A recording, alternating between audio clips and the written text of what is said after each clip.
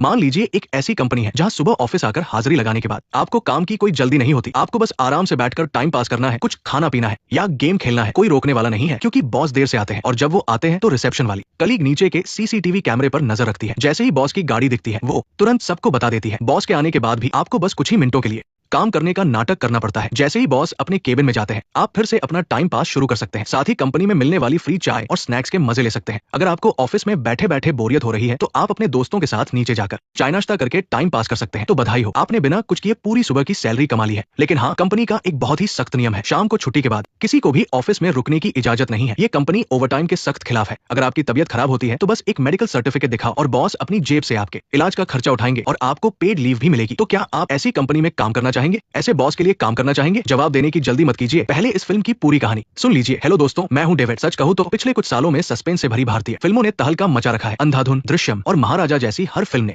अपने सस्पेंस से सबका दिमाग हिला दिया है। और आज हम जिस फिल्म की बात करने जा रहे हैं उसका नाम है गोलम, जो बिल्कुल इन्हीं फिल्मों की टक्कर की है। इसमें सस्पेंस कूट कूट कर भरा है। जिस बॉस को सारे कर्मचारी इतना प्यार करते थे उसकी वॉशरूम में रहस्यमयी तरीके से मौत हो जाती है। मौकाए वारदात बिल्कुल साफ है, वहाँ हाथापाई का कोई नामो निशान नहीं है। सब कुछ देखकर यही लगता है कि ये एक हादसा है। लेकिन जैसे जैसे इन्वेस्टिगेशन आगे बढ़ती है और एक के बाद एक राज खुलते हैं तो एक ऐसा खौफनाक सच सामने आता है जो सबके होश उड़ा देता है। और सबसे ज्यादा चौंकाने वाली बात तो ये है कि जब कातिल पकड़ा जाता है तो इस केस का पुलिस अफसर खुद उसे बचाने की कोशिश करता है। आखिर ये सब क्या है, आइए देखते हैं। कहानी की शुरुआत में कॉर्पोरेट मजदूरों की आम जिंदगी दिखाई जाती है। सुबह उठकर जल्दी जल्दी तैयार होना और कुछ लोग तो नाश्ता करने का टाइम न मिलने की वजह से रास्ते में ही कुछ स्नैक्स खाकर अपना काम चला लेते हैं। ऑफिस पहुंचने के बाद वो सबसे पहले अपनी अटेंडेंस लगाते हैं। लेकिन ये मत सोचिए कि वो इतनी सुबह ऑफिस काम करने के लिए आए हैं, बिल्कुल नहीं। एक पक्के कॉर्पोरेट मजदूर की तरह वो इस टाइम का पूरा इस्तेमाल टाइम पास करने में करते हैं, क्योंकि अभी तक बॉस नहीं आए हैं। इनमें से कुछ लोग गेम खेलते हैं, कुछ लोग खाते पीते और गपशप करते हैं और कुछ तो अभी तक रास्ते में ही होते हैं। देखते ही देखते टाइम बीत जाता है और बिना कुछ किए इन कुछ घंटों की सैलरी उनकी जेब में आ जाती है। इसके बाद बॉस के आने का टाइम हो जाता है। इसके लिए भी उन्होंने पहले से ही पूरी तैयारी की हुई है।